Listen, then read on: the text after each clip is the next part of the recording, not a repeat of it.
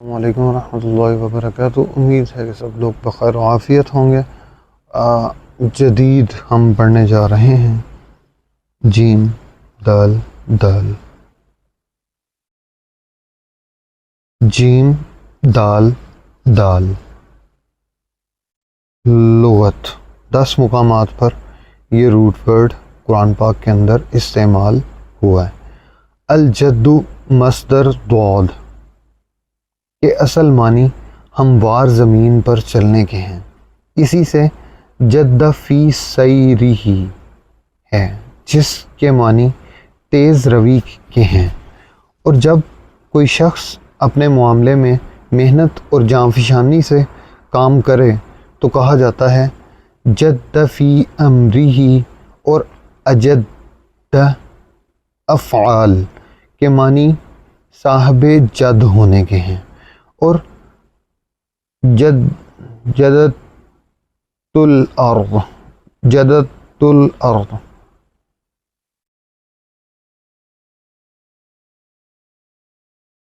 کسی چیز کو کاٹنے کا معنی لیا جاتا ہے، چنانچہ کہا جاتا ہے جدتہ، میں نے درست کرنے کے لیے اسے کاٹا۔ اور صوب جدید کے اصل معنی قطع کیے ہوئے کپڑے کے ہیں، اور چونکہ جس کپڑے کو کاٹا جاتا ہے وہ عموماً نیا ہوتا ہے، اس لیے ہر نئی چیز کو جدید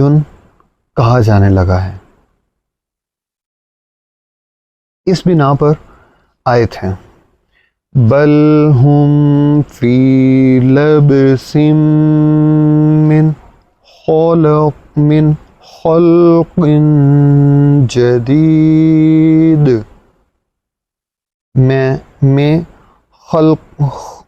خلق جدید سے نشات ثانیہ یعنی مرنے کے بعد دوبارہ نئے سرے سے پیدا ہونا مراد ہے، کیونکہ کفار اس کا انکار کرتے ہوئے کہتے ہیں اَإِذَا مِتْنَا وَكُنَّا تُرَابًا ذَلِكَ رَجْعٌ بَعِيدٌ، بھلا جب ہم مر گئے اور مٹی ہو گئے تو پھر زندہ ہوں گے، یہ زندہ ہونا عقل سے بعید ہے۔ اور جدید نیا، خلق یعنی پرانے کے مقابلے میں استعمال ہوتا ہے۔ اس اعتبار سے رات دن کو جدید، جدیدانی او اجدانی اور اجدانی کہا جاتا ہے، اور آیت کریمہ ہے وَمِنَ الْجِبَالِ جُدَدٌ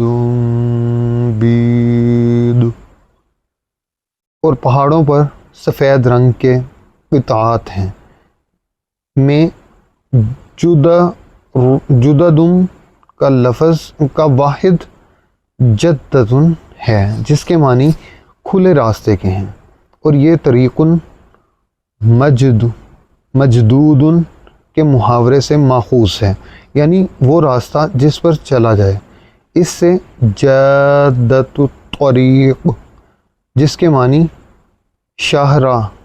یا ہموار اور راستے کے درمیانی حصے کے ہیں، جس پر عام طور پر آمد و رفت ہوتی رہتی ہے۔ الجدود جداء خشک تھنوں والی بھیڑ بکری، اور سب و شتم کے طور پر کہا جاتا ہے۔ جدہ صد امہ، اس کی ماں کے پستان خشک ہو جائیں، اور جدو کا لفظ فیض الہی پر بھی بولا جاتا ہے، چنانچہ آیت کریمہ ہے وَأَنَّهُ تَعَالَى جَدُّ رَبِّنَا، اور یہ کہ ہمارے پروردگار کا فیضان بہت بڑا ہے۔ میں جدن بمانی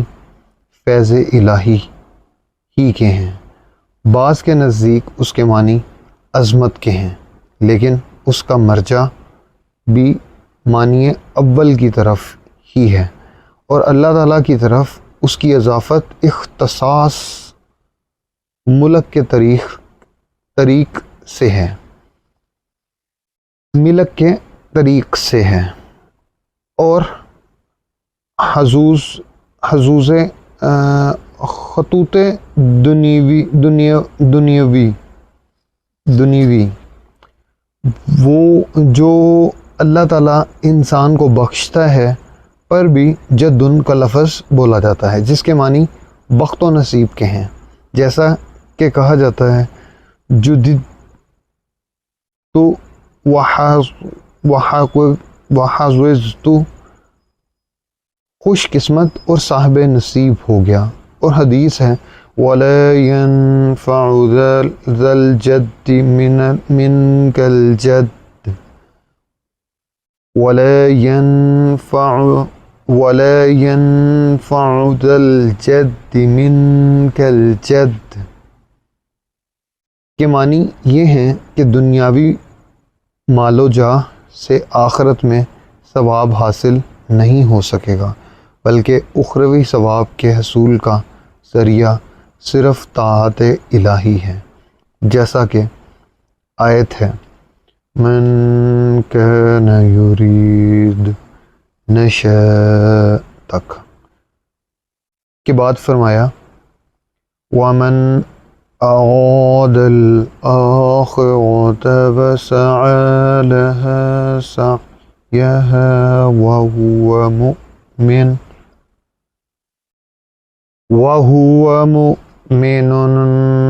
فأولئك كان سعيهم مشكورا، اور جو شخص آخرت کا خواستگار ہو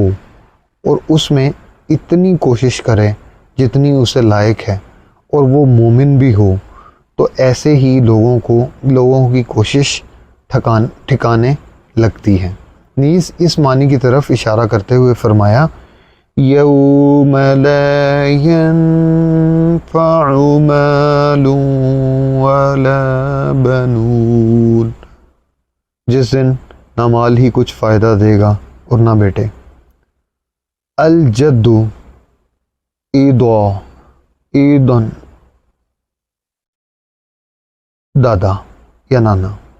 بعض نے کہا ہے کہ لا ينفع ذا الجد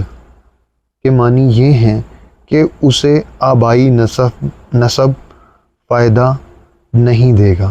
اور جس طرح کی آیت ہے لا ينفع مال ولا بنون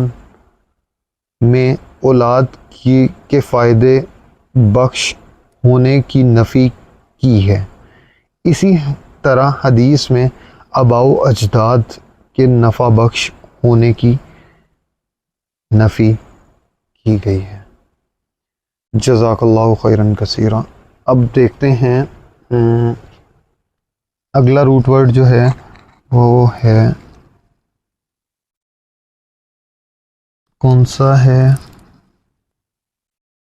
وہ ہے جی فضل، فا ضاد لام۔